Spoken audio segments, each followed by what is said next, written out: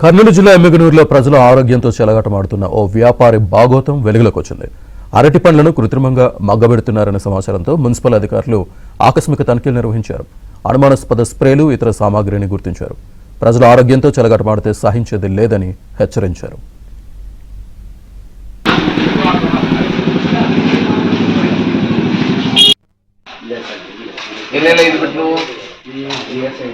Permission ఉందా? Licence తీసుకున్నావా?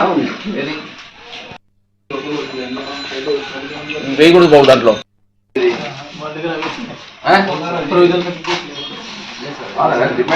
చేస్తావు దీన్ని అనంతపురం డెలివరీ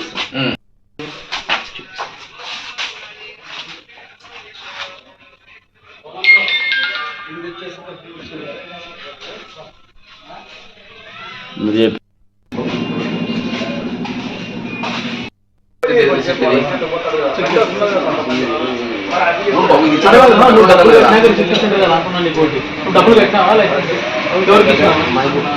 అప్పుడు బాగా